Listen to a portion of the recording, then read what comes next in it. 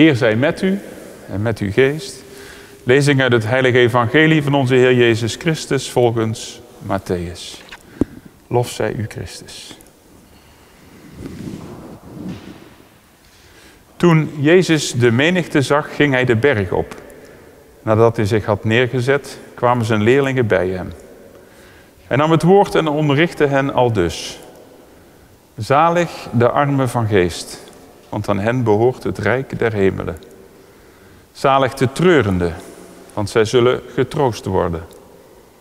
Zalig de zachtmoedigen, want zij zullen het land bezitten. Zalig die hongeren en dorsten naar de gerechtigheid, want zij zullen verzadigd worden.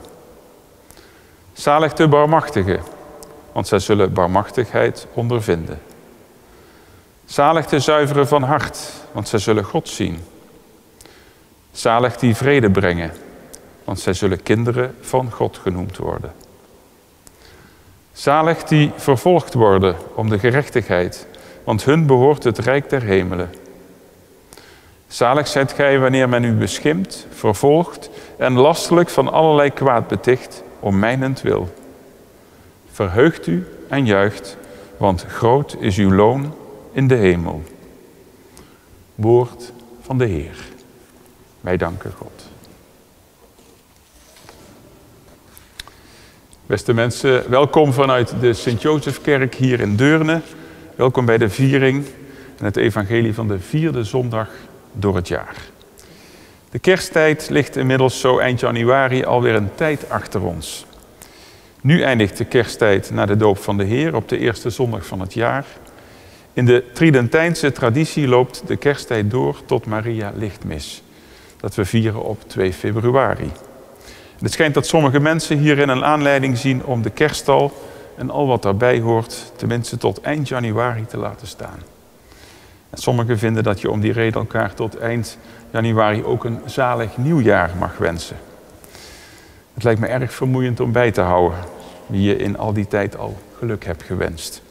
Hoe het ook zij, dat woord zalig komt vandaag weer tevoorschijn wanneer we Jezus zijn bergrede hoorden uitspreken.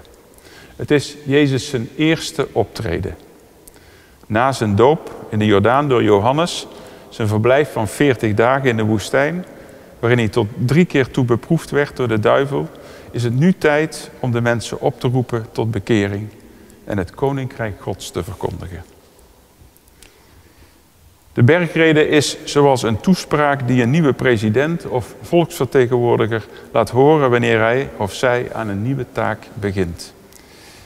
De mensen zien een nieuw gezicht en wachten af wat hij of zij te vertellen heeft. Wat is jouw visie op de toestand in de wereld en waar wil je naartoe? Het is vertellen wat je van plan bent. Zou dat ook zo in Jezus' tijd zijn gegaan? Jezus houdt zijn openingsspeech op een speciale plek, aan de voet van een berg. En hij doet dat in de traditie van Mozes.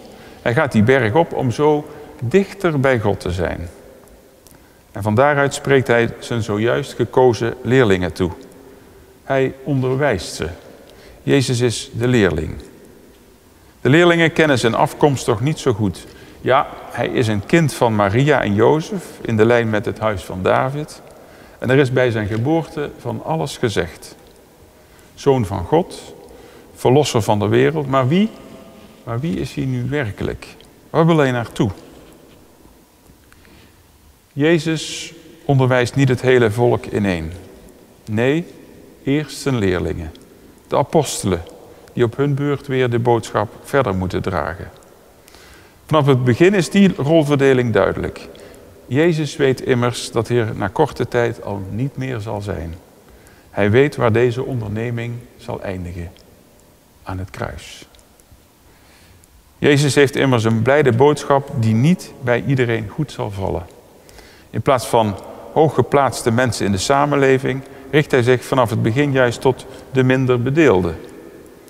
De armen, de treurenden, de zachtmoedigen en zij die honger en dorst hebben. Hij richt zich op de barmachtige mensen met een rein hart, vredestichters en zij die vervolgd worden omwille van hem. Jezus geeft met deze toespraak een omgekeerde boodschap. Het is niet wat je verwacht van een openingsboodschap van een nieuwe leider. Ja, ook daar gaat het vaak over problemen die opgelost dienen te worden. Nee, Jezus draait het om. Hij richt zich tot de mensen die nog wat te verwachten hebben. Die leven vanuit een bepaalde grondhouding. Leven vanuit dat innerlijk geloof dat de zaligsprekingen een belofte zijn voor onze levensweg. We zijn immers, net als Jezus, kinderen van God. En God heeft het goed met ons voor. Onze levensweg begint en eindigt bij de schepper van al wat is. Daar is de zalige belofte van een eeuwig leven in zijn heerlijkheid. Amen.